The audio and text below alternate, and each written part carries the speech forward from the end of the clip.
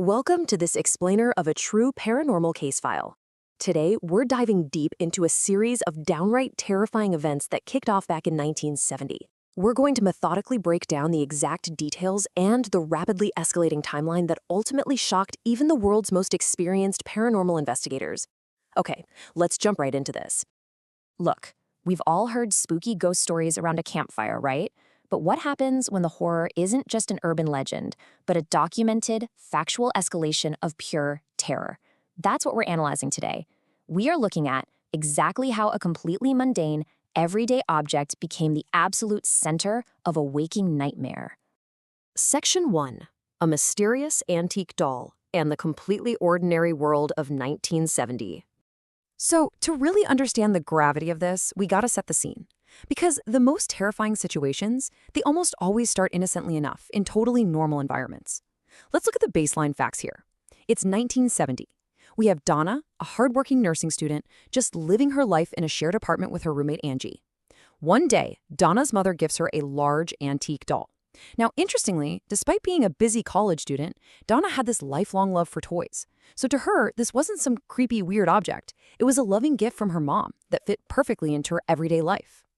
In fact, Donna absolutely loved this doll. She would come home from classes, talk to it daily, and she even gave it a dedicated spot right on her bed to sleep. Now, I want you to really keep this detail in mind. It establishes this massive false sense of comfort and safety in their apartment. The doll is treated with love. It's practically treated like a companion. Moving on to Section 2. The doll's strange movements and the escalation of anomalies. Let's track how this situation actually escalated, because it didn't just go from 0 to 100.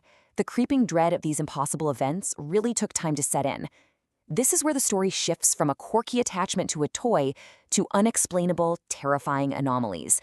Just days after getting the doll, Donna would leave it on her bed, but find it out on the living room sofa when she got home. Angie started noticing it too. The doll was literally moving on its own.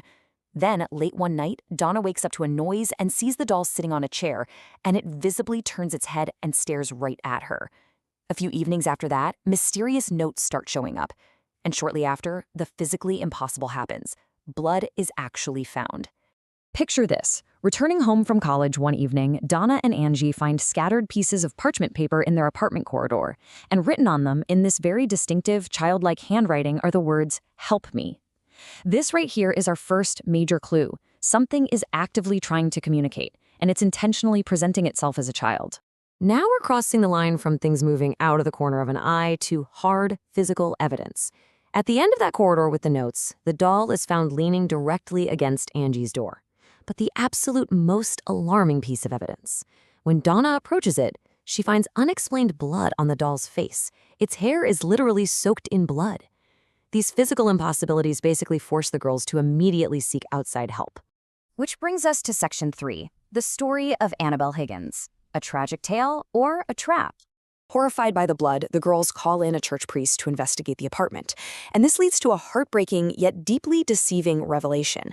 The priest comes in and he actually attempts to speak to whatever entity is there. He tells the girls that yes, the doll is indeed possessed, but he provides this oddly logical, albeit supernatural explanation. He says it's possessed by a soul that is simply seeking safety. And the crucial detail, the absolute kicker, is this.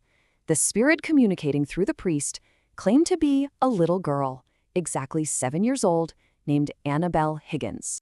Look at the priest's specific findings here. It laid out this incredibly tragic backstory. The entity's name is Annabelle Higgins. Her cause of death? A horrific road accident that happened right outside their very apartment building. And her only desire was to feel safe and to stay with Donna and Angie. Hearing this, you can totally see why the girls made a fatal mistake. Thinking, what harm could a 7-year-old girl possibly do? They felt immense pity for her, so they agreed to let the spirit stay. But I want to pose this question to you as we step back and look at the facts. Was she really just an innocent little girl seeking love? When you think about the creeping escalation of fear, the blood, the staring eyes, does any of that actually align with an innocent child? The narrative here is about to pivot drastically from sympathy directly into suspense. Let's dive into Section 4, the deadly attack on Lou and how the skeptic is punished. So, Angie's boyfriend, Lou, he was the only real skeptic in the group. He repeatedly told the girls that this doll felt entirely wrong and they needed to get rid of it. Well, his disbelief was met with violent retaliation. Let's break down this horrifying sequence methodically. Step 1. Lou wakes up in the middle of the night experiencing total sleep paralysis. He can't move a single muscle. Step 2. In the pitch dark, he hears the distinct, creepy sound of a little girl laughing. Step 3.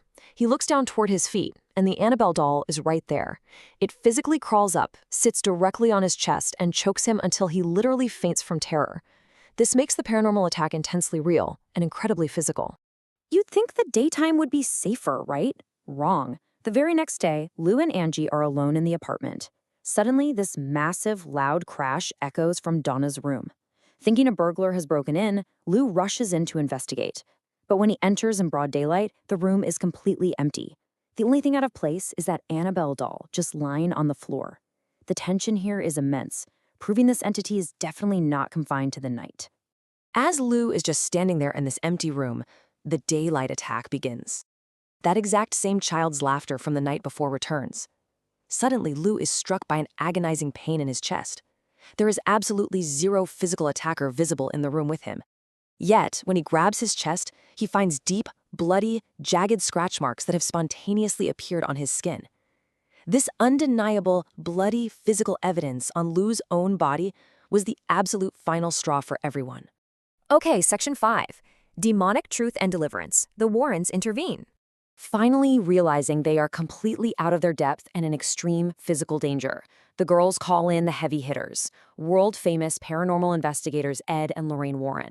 And the Warrens quickly uncover a brilliant, terrifying trap. It was a masterclass in deception.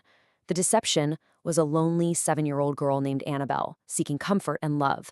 But the reality was far, far worse. There was never a little girl. It was a malevolent demon all along, purposely manipulating the girl's human empathy just to gain a foothold in their home. And here is the absolute highest stake of this entire case file. The demon's ultimate goal was never to just stay inside that antique doll. The doll was literally just a vessel.